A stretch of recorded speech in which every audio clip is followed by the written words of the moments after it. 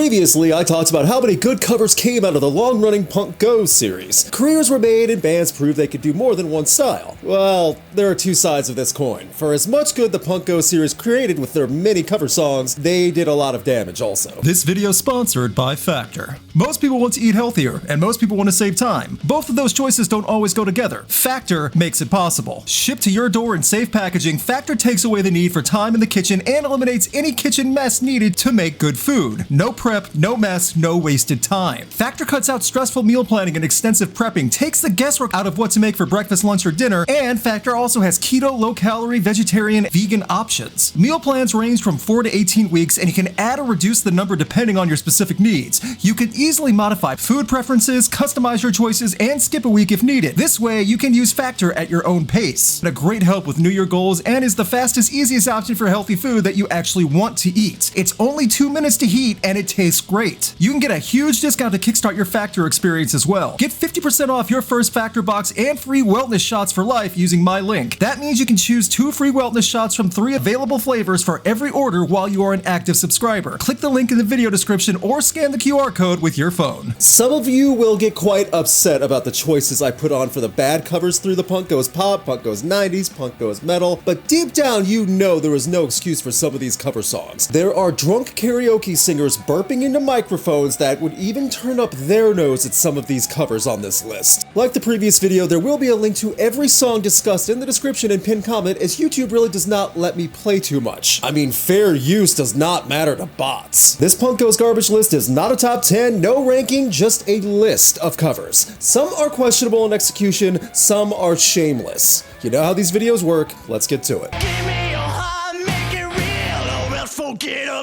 Shortly after Escape the Fate moved on from Ronnie Radke, they had the opportunity to really get big on Punk Goes Pop, and they decided covering Santana and Rob Thomas's Smooth would be the best path forward. I don't know why they thought trying to cover one of the best guitarists ever was smart. Smooth is one of the most overplayed songs from that era ever. It's undeniable, but it's also undeniable the skill and quality Santana put into the performance. Along with that, Rob Thomas really was a voice of the 90s, so this is a track hard to cover just through the comparison alone. I give Escape the Fate points for trying.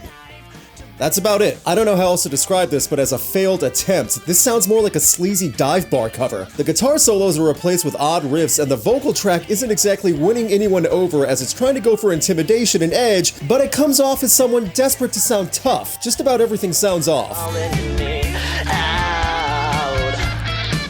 I think this cover was doomed from the beginning. I'm not sure who could do a decent job of covering Smooth though. I still do love, however, that one of the first things put out after getting a new singer was this cover. Odd introduction.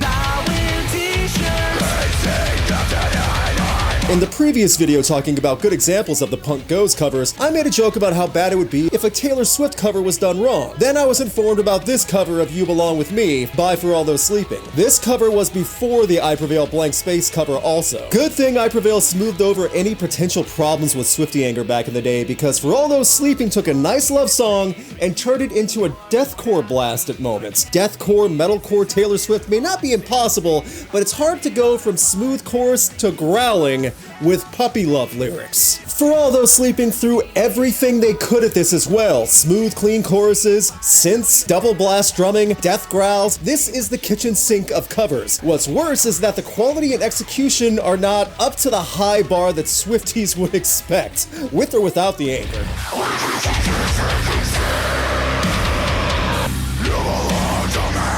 For All Those Sleeping also drop a fat F-bomb, making the song sound possessive, like they have someone chained up in the basement.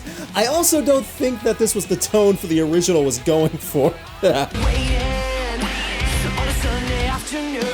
The 90s had so much material to work with for covers. Stone Temple Pilots, even Scott Weiland in general, is hard to cover for many reasons. Interstate Love Song is a track you only associate with one band, and I really think only they can pull off the sound. Memphis Mayfire didn't share my logic on that. It's disappointing because Memphis Mayfire is not bad, but I also feel they excel in their own lane. Covering a unique grunge-era classic is not even in their ballpark. This wasn't a disrespectful take or anything, but it feels like a coat of metalcore paint over Stone Temple Pilots writing. and not much else. The guitar work on the cover makes it sound flat and robotic. It also feels like the entire song is coated in Pro Tools and production gloss. Remember the original Interstate love song? Raw talent from Stone Temple Pilots. Here, it makes it sound like Memphis May Fire wanted this over with as fast as possible and had production work overtime.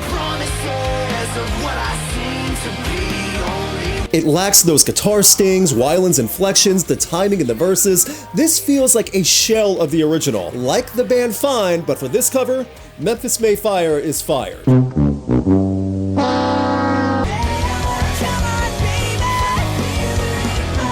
A big part of why some covers don't work is because a band cannot match what the sound or style of the original cover has. The attempt doesn't matter. And when you have a song like Don't Fear the Reaper, it's already hard not to think of the original when hearing it, especially when hearing it from Pierce the Veil. I like Pierce the Veil fine, so don't think that's an issue. The issue I do have is the speed of this cover, along with Vic Fuentes' vocal range, trying to work Blue Oyster Cult. It's just impossible to connect with. The original is iconic, and this take on Don't Fear the Reaper is a bit too much in every possible way. The extra guitar licks and Fuentes belting out high notes does not do the song justice. If anything, it just makes me realize how strong the original was and how far removed this attempt sounds. It's like a local band trying their best to play a familiar song to a bar crowd. That crowd at the bar does not want to hear this, they just want to hear the original and drink their Blue Moon in peace.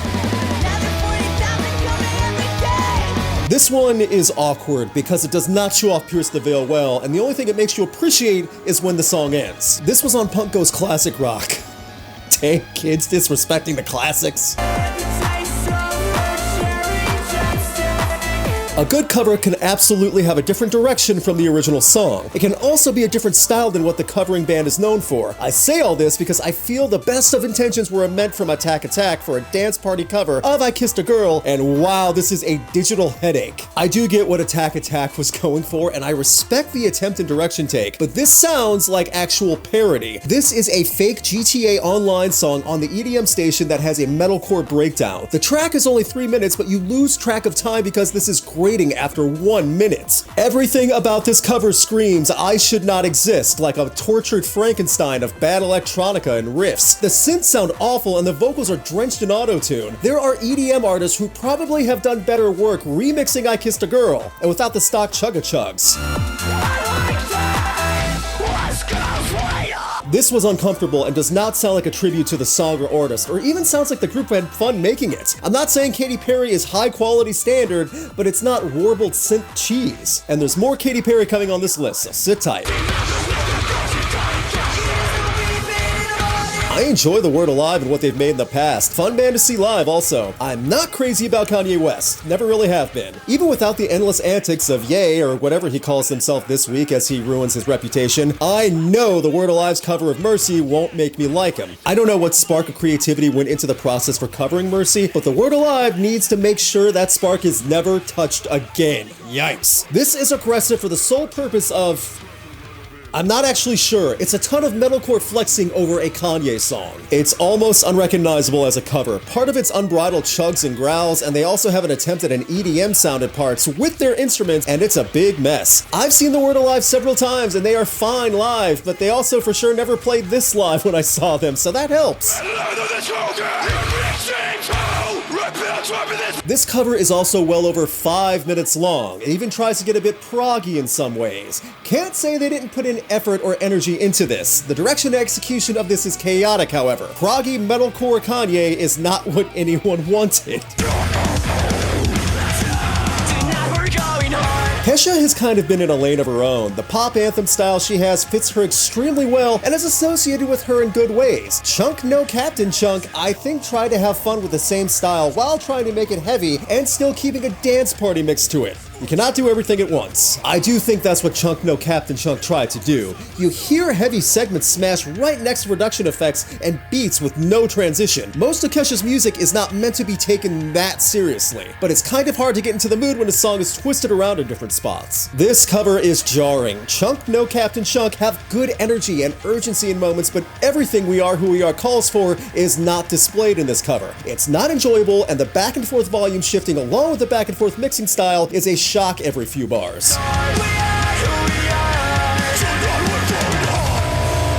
I want to say this had good intentions, but I'm not even sure what those intentions were. Chunky and the Chunkers tried to do many styles and mastered none of them. Kesha deserves better. I mean, in many ways, Kesha deserves better, but deserves better at covers also. Along with Punk Go's 90s, there was Punk Go's 80s. There was a lot of great material up for reinterpretation in many genres. There was a lot of drama and mood in the 80s, especially in a band like Tears for Fears. If you take that drama and mood away, you have whatever this cover is from JamisonParker. To put it politely, this sounds like a low to no budget cover with one instrument and a laptop. And if that's the case, it does make sense. But the movement of Everybody Wants to Rule the World had such a flow that led to the chorus line, and here it sounds like a ton of MIDI effects and rhythm-timed elements, zero emotion. It's so bland at parts that you forget this is supposed to be a cover of one of the bigger songs of the 80s. I remember hearing JamisonParker years ago, and it definitely had more energy and authenticity than some audio software auto-correcting everything. It almost sounds like a bot created this track after hearing the song once. I do think Tears for Fears could be covered well if handled with care and given some time. I also think Fearless added this cover just to have one more song on the track list to help flesh it out. Everybody wants to rule the world and cash in on Punk Go's covers. I could have gone the rest of my life without hearing Hot and Cold by Katy Perry. What I did not know was that I'd be hearing a heavy metalcore cover-up by Woe Is Me. I didn't know this cover existed until doing research for this video, and I kind of understand why it didn't catch attention at the time. I said in the last video that it's hard to cover Britney Spears without sounding like a parody and sounding good. Katy Perry also has that distinction, and this did not sound good. It's obnoxiously loud in the verses, and the unclean to clean back and forth doesn't exactly work for a sugary pop song like this. I do understand the band was having fun with it. I appreciate that. You can hear it with them reacting and goofing off on the track, and it's not meant to be serious. But then when it gets to them goofing off in a makeshift bridge, I have less appreciation. Like a psycho bitch, but the sex is good, so I think I'll keep you around. Katiecore is not the worst thing I've ever heard, but it does not have a place here, and Woe Is Me is much better than trying to match the complaining emotions of a teenage girl. Katy Perry was not a teenager when she performed this, but neither were Woe Is Me when this cover was made. Nothing makes sense. To end the list, I give what is undoubtedly the worst song ever featured on a Punk Go's cover. It's one of the worst cover songs I've ever heard in general. The fact that this had so much effort and money put into this cover only makes it worse. If you have followed this channel for a while, you know exactly what's coming up. Or you and your homies might be lying to chalk. I really hate the trip. If you ever wanted to know the heights of Ronald the Clown's ego, the answer would be he thought he could pull off a metalcore cover of Gangsta's Paradise by Coolio in front of Coolio. You have to have Mount Everest heights of confidence to perform your cover in front of the original artist. Doesn't make it easier that he sucked. This is honestly one of the worst covers I've ever heard in my life, and as the years go on, it somehow gets worse. Saying it aged poorly doesn't even do it justice. From the opening moments, Ronnie Radke can't even keep the flow in sync with his music. He's trying to go a mile a minute and sounds awful. Even my mama thinks that my mind is gone. Then, when the heavy part comes in and he's screaming, you can't make out what he's saying. The guitars and rhythms are all blown out, and all you hear is an abrasive mix, and the depth and meaning behind the original song, along with the good music track, is a distant memory. If that's not bad enough, Ronald the Clown tries his hardest to be cool. I'm a loped out gangsta shit tripping banger. Every time I hear and see this part, I wonder how Ronnie Radke keeps tricking the youth into thinking he's important. Or even a musician. I'm a loped out gangsta shit tripping banger. I mean, there is not one saving grace. Even the music video is cringe-filled. Coolio's personal serious song now has dancing ladies and Coolio standing in the video doing nothing. I hope that check cleared for him. To all the defenders of Falling in Reverse and Ronnie Radke, no matter what your defense is, I assure you I don't care, because they are responsible for this. I'm a loped out gangsta shit tripping banger. I'm a loped out gangsta shit tripping banger. I'm a loped out gangsta shit tripping banger. I'm a loped out gangsta shit tripping banger. Overall, I do think the Punk Go series was a great idea. We got a lot of great music out of it. Some careers were made from performances in these albums. But I'm not going to say it was gold all the time, because there was some garbage as well. I also do feel that Fearless could do another Punk Go series with some of the current bands, as the last one came out in 2019. Even just an online stream playlist or something, it could lead to good things. I just hope that there is some quality control involved. Fearless Records, it's alright to say no to a band if the cover is not worth putting on the list.